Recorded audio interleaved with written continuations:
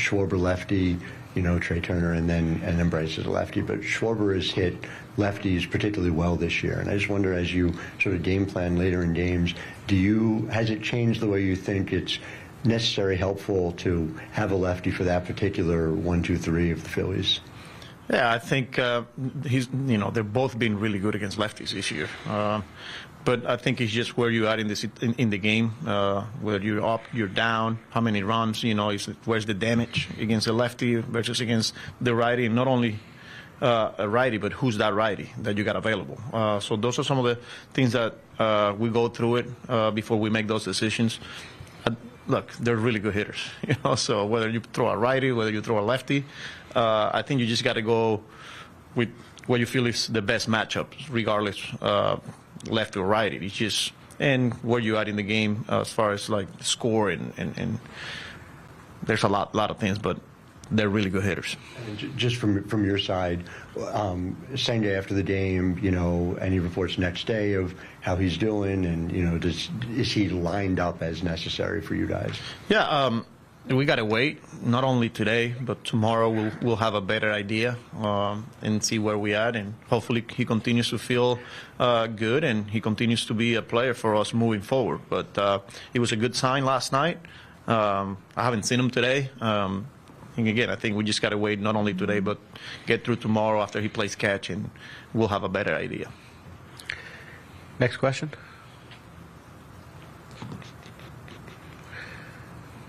Nothing? We good? You good? Thanks, Carlos. Okay.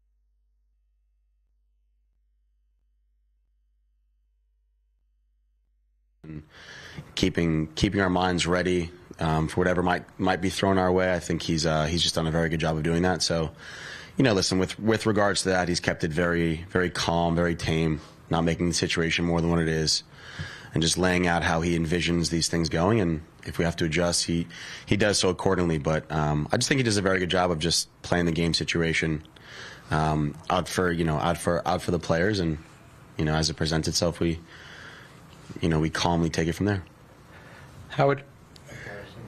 You've worn the dog tags on behalf of the hostages in Gaza and Jewish Star on your belt, and a lot of Jewish fans have responded to it. Obviously, we're coming up on a year of October 7th. I'm wondering if you've taken time to reflect on, not only your actions, what they've meant to Jewish fans, but, interactions you've had over this last year.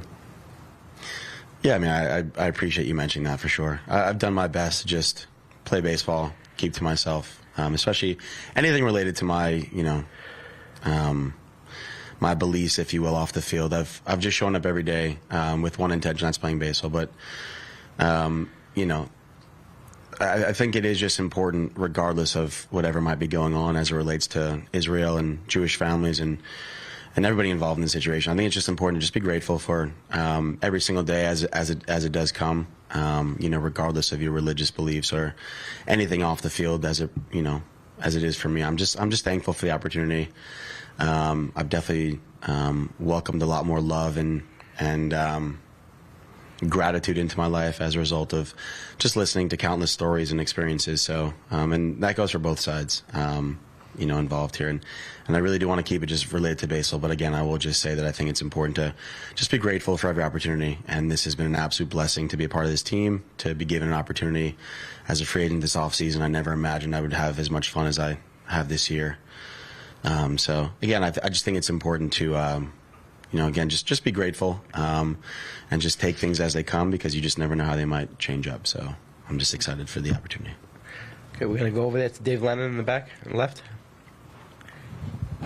Harrison, I know the starting pitchers have a lot to do with the fact that you guys have got started with a lot of late rallies, but the pitchers that come after those starting pitchers are really good too, out of the bullpen. Can you pin anything on why you guys have been that good late?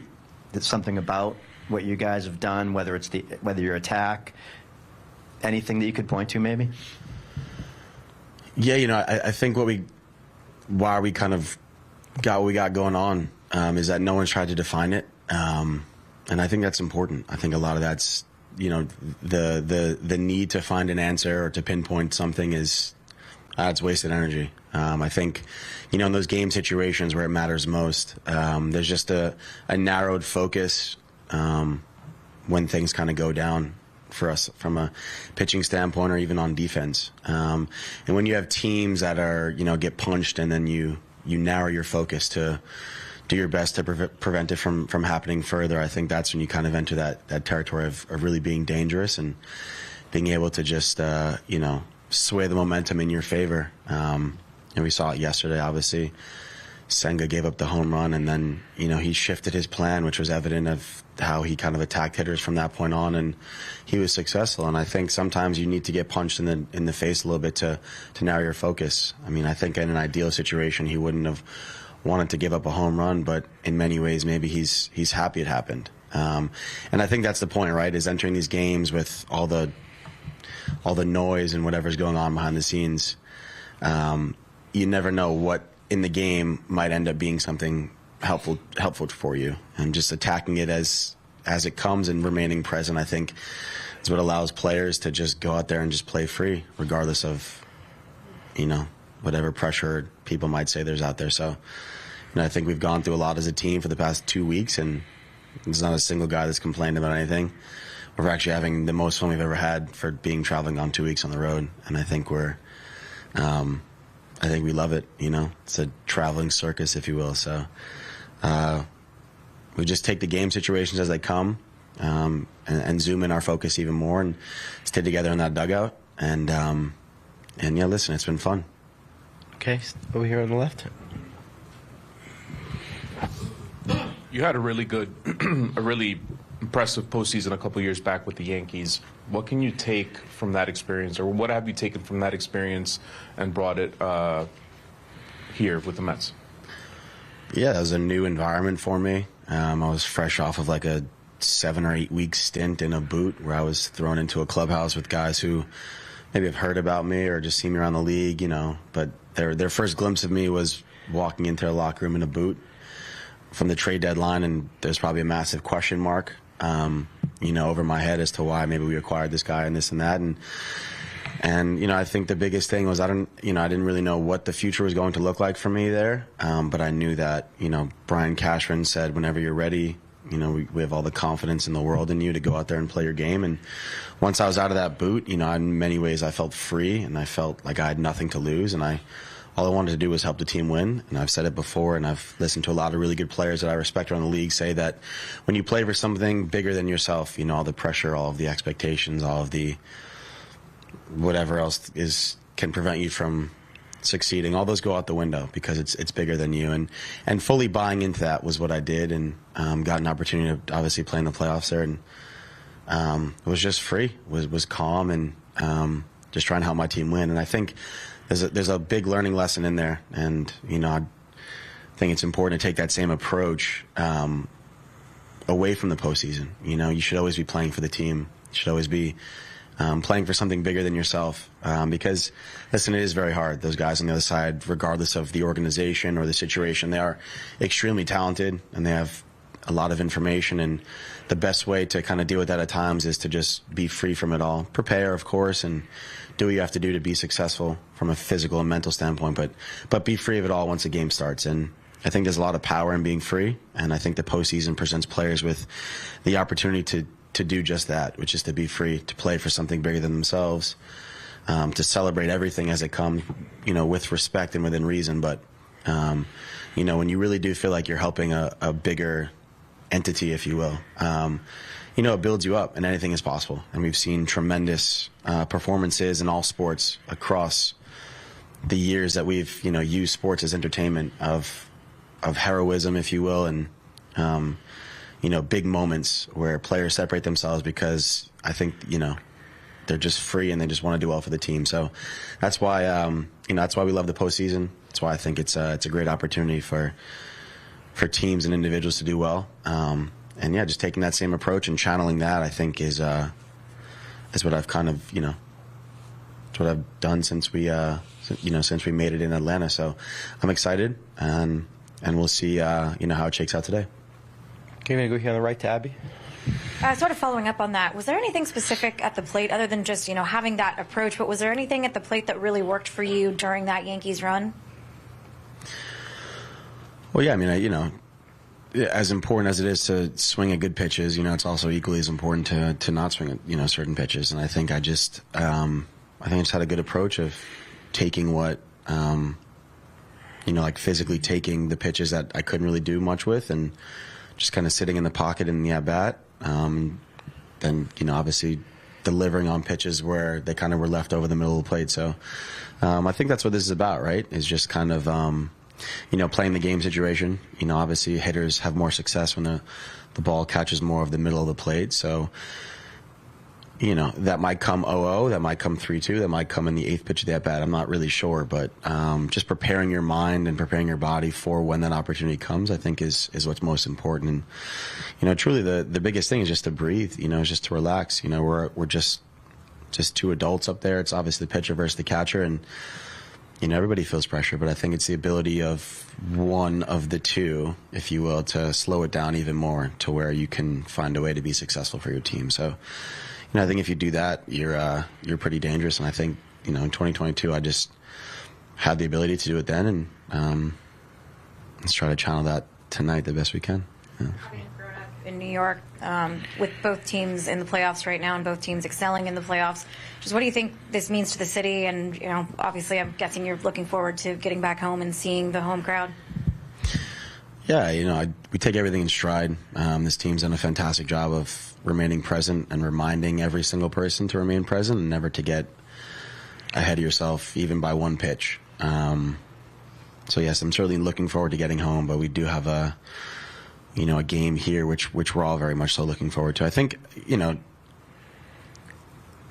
York City is home. New York City is a special place for anyone who's from New York City or just has visited. I'm sure there's, this a similar sentiment, if you will. And listen, I think it'd be fantastic for New York to continue to see its team win. And I think, listen, we got a long way to go. I don't even know. I don't even have a response. I think it'd be nice, but before we get to that, we got to take care of business. So that's kind of what I got for that. We'll take one last one over here on the right, Jerry.